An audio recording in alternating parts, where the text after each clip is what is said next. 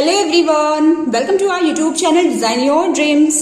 आज की इस वीडियो में आप देखने जा रहे हैं कि क्लास 1 के बच्चों को इंग्लिश में हमें किस तरह से क्वेश्चंस बनाकर उनकी डेली बेसिस प्रैक्टिस करवाना चाहिए, जिससे कि वो हर एक कॉन्सेप्ट को सही तरीके से समझ सकें। इसके अलावा हम एक बुक के बारे में भी जानेंगे, जिसे फॉलो करके आप बच्चों को ग्रामर से रिलेटेड काफी नॉलेज प्रोवाइड कर सकते हैं। तो चलिए वीडियो को हम स्टार्ट करते हैं। जैसे कि फर्स्ट वर्कशीट है, write the following words under a और एन। फर्स्ट जो वर्कशीट है ये आर्टिकल्स से रिलेटेड है। यहाँ पर कुछ वर्ड्स दिए गए हैं। इन वर्ड्स को बच्चों को रीड करना है और रीड करते समय यदि उस वर्ड का फर्स्ट साउंड वॉवेल का आ रहा है तो उस वर्ड को एन के नीचे लिखा जाएगा, और यदि किसी वर्ड का स्टार्टिंग साउंड कॉन्सोनेंट का आ रहा है तो उस वर्ड को ए के नीचे लिखा जाएगा। जैसे सोप। सोप क्या है? सोप बोलते समय फर्स्ट साउंड स का आ रहा है, यानी कि कॉन्सोनेंट, तो इसे ए वाले कॉलम में हम लिखेंगे SOAP सोप। सिटी। सिटी बोलते समय भी फर्स्ट साउंड स का आ रहा है, यानी कि इसे हम ए वाले कॉलम में लिखेंगे सिटी। एलिफेंट। एलिफेंट बोलते समय फर्स्ट साउंड क्या आ रहा है? ए, यानी कि वॉवेल, सो इसे हम लिखेंगे AN के कॉलम में। अमेरिकन। अमेरिकन बोलते समय भी फर्स्ट साउंड अ का आ रहा है, जो वॉवेल का साउंड है, इसीलिए इसे AN के कॉलम में ही लिखा जाएगा। टॉय। टॉय बोलते समय फर्स्ट साउंड ट का आ रहा है, यानी कि कॉन्सोनेंट, तो इसे ए के कॉलम में लिखेंगे। इरेजर। इरेजर बोलते समय फर्स्ट साउंड क्या आ रहा है? ई, जो एक वॉवेल का साउंड है, तो इसे एन के कॉलम में लिखा जाएगा, इरेजर। सो इस तरह से सिंपल वे में आप बच्चों को आर्टिकल्स का इस्तेमाल करना सिखा सकते हैं।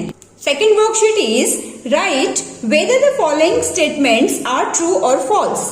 यहाँ पर जो स्टेटमेंट्स दिए गए हैं इसे बच्चों को केयरफुली रीड करना है और ट्रू और फॉल्स में इसे आंसर करना है। जैसे कि फर्स्ट है, we use an with consonants. क्या हम कॉन्सोनेंट्स के साथ एन का इस्तेमाल करते हैं? नो, हम क्या इस्तेमाल करते हैं? ए, तो ये क्या है? False. Second is we use a with vowels. Vowels के साथ हम आर्टिकल एन लगाते हैं, न कि ए लगाते हैं, तो ये वाला स्टेटमेंट भी फॉल्स है। AEIOU are consonants. क्या AEIOU कॉन्सोनेंट्स हैं? No, these are vowels, so this is false.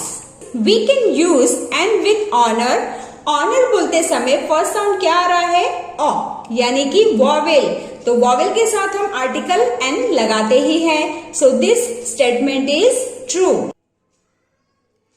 सो इस तरह के क्वेश्चन जब आप बच्चों की वर्कशीट्स में इंक्लूड करेंगे तो जो भी डाउट्स उन पर्टिकुलर टॉपिक से रिलेटेड बच्चों को रहता है वो डाउट भी बच्चों का क्लियर होगा और वो कॉन्सेप्ट समझने में भी उन्हें आसानी मिलेगी।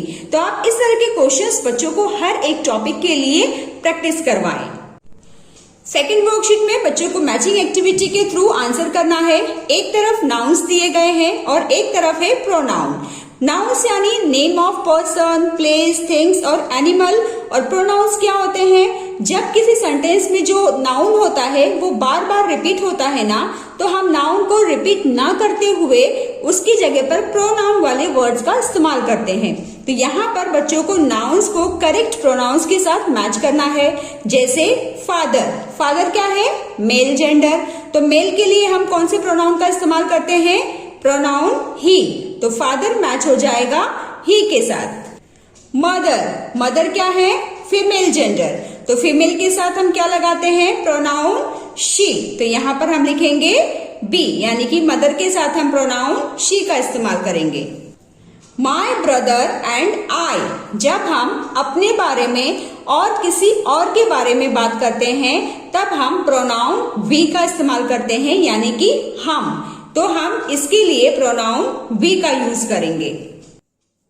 Last one is my father and my sister. यहाँ पर दो अलग लोगों के बारे में बात हो रहा है, तो हम इस समय प्रोनाउन दे का इस्तेमाल करेंगे, इसीलिए हम दे के साथ लिखेंगे डी वाला।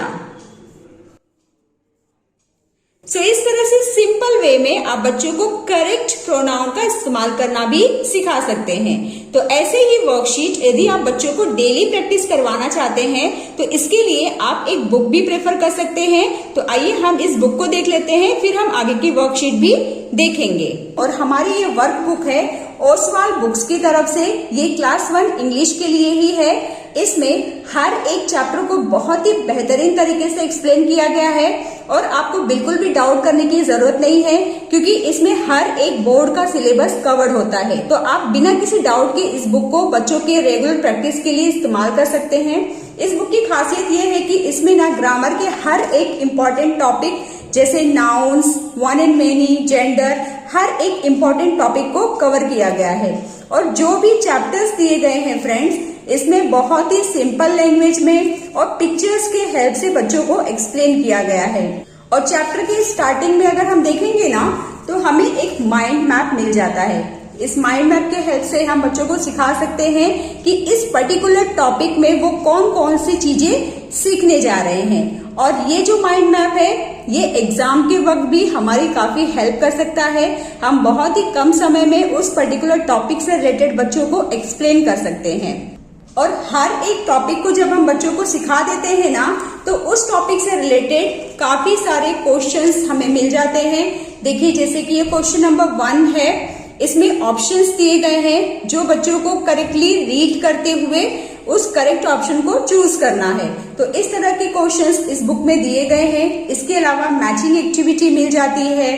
कुछ इस तरह से हर एक चीजें यहाँ पर दी गई हैं। ऑप्शंस है, जो भी चैप्टर्स है उसे पहले देखिए कॉन्सेप्ट रिव्यू है बहुत ही सिंपल लैंग्वेज में।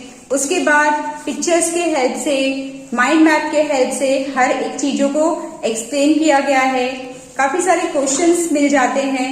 तो यदि आप डेली बेसिस प्रैक्टिस के लिए इस बुक को फॉलो करना चाहते हैं तो इस बुक की परचेजिंग लिंक भी मैंने डिस्क्रिप्शन बॉक्स में दे रखी है, तो आप इस बुक को प्रेफर कर सकते हैं। काफी कम प्राइस में ये बुक आपको मिल जाएगी। इस बुक की प्राइस भी ज्यादा नहीं है, जस्ट 250 रुपीज में मुझे ये बुक रिसीव हुई है। यदि ऑफर चल रहा होगा तो ये बुक आपको और कम प्राइस में भी रिसीव हो जाएगी। तो आप एक बार इस बुक को जरूर चेकआउट करें, काफी अच्छी बुक है यदि आप डेली बच्चों को प्रैक्टिस करवाना चाहते हैं। इसकी परचेजिंग लिंक मैंने डिस्क्रिप्शन बॉक्स में दे रखा है। Next question is choose the correct alternatives. यहाँ पर कुछ ऑप्शंस दिए गए हैं। जो करेक्ट ऑप्शन है उसे बच्चों को क्वेश्चन रीड करते हुए चूज करना है। जैसे फर्स्ट है चूज अ प्रोनाउन। यहाँ पर कुछ ऑप्शन दिए गए हैं जैसे राधा, राज, टेबल, शी। तो इसमें प्रोनाउन कौन सा है? शी। तो शी को हम टिक मार्क करेंगे। Second is one leaf but should be many leaves और lives. So correct answer will be leaves. Third is naming words are also called. Naming words को और क्या कहते हैं? Verbs कहते हैं कि nouns कहते हैं? Correct answer हो जाएगा nouns. Fourth is identify a noun. यहाँ पर हमें noun को टिक मार्क करना है। तो इन चारों में से noun कौन सा है? Doctor. One tooth but should be many teeth. Okay, so कुछ इस तरह से बच्चों को इसे सॉल्व करना है। Next is choose opposite words from the box given. यहाँ पर कुछ ऑपोजिट वर्ड्स बच्चों को सॉल्व करना है।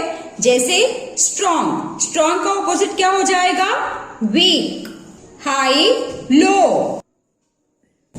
Hot, cold. Wide, narrow. Next question में कुछ डिस्क्राइबिंग वर्ड्स लिखे गए हैं, इसे बच्चों को करेक्ट प्लेस पर फिल करना है। जैसे कोल्ड, कोल्ड कॉफी।